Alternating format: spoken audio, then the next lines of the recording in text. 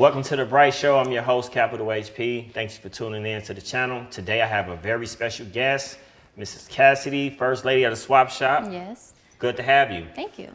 So before we get into all the basics, just tell us a little bit about yourself, where you're from, where you grew up. Here, Hillsboro. Okay. I moved here from Afton when I was like 2, and I lived on the other side of Hillsboro.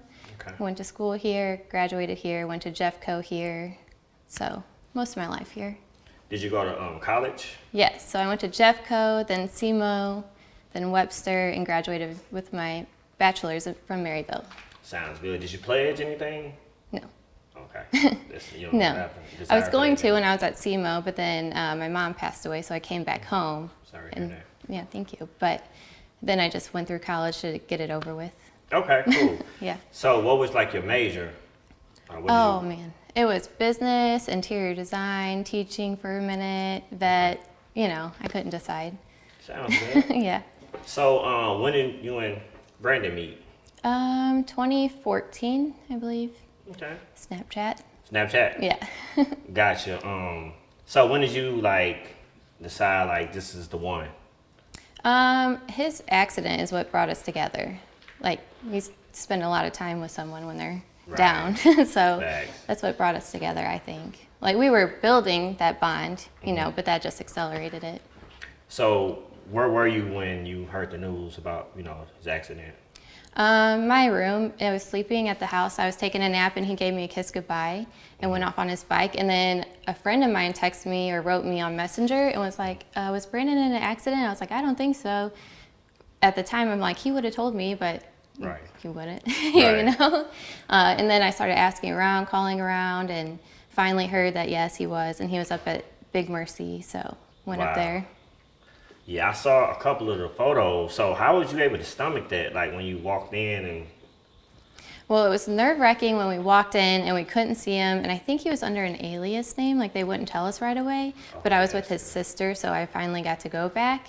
And when we did go back, he was trying to push the nurses away, and that was a huge relief. Okay, you're moving, and but he doesn't remember all that. Oh, wow. No. So how long was the therapy process? How long did that take? It took a long time, but also not a long time.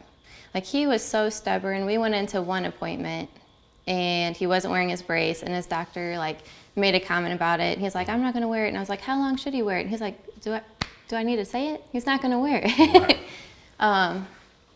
But the facial reconstruction and stuff, that was probably the longest part. Oh, wow. Because it was a surgery and then implants and trying to eat again. And yeah. So after all of this, once he got all the way back together, that's when you guys got married and had children? Yeah, he proposed in 2015 and we got married in 2016. Okay. So that was about 8 years ago? Yeah. Okay. So moving forward, how do you feel about, before I ask you about his swap shop, do you have a similar occupation or My, I guess, occupation now is I'm a property investor, kind of. My brother and I own 4 families and warehouses and stuff. Okay.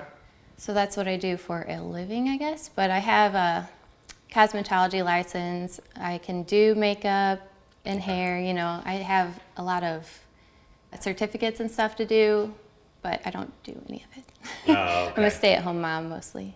So with you having experience with warehouses and stuff, this kind of coincides, the swap shop and stuff like that? Yes. When he talks about the warehouses he wants, I know the pricing and I'm like, not yet, not yet, one day. You know the market? Yes. Okay. So has it ever been a car he had that you was like, hey, I like this car, this is my favorite, I want to keep this one?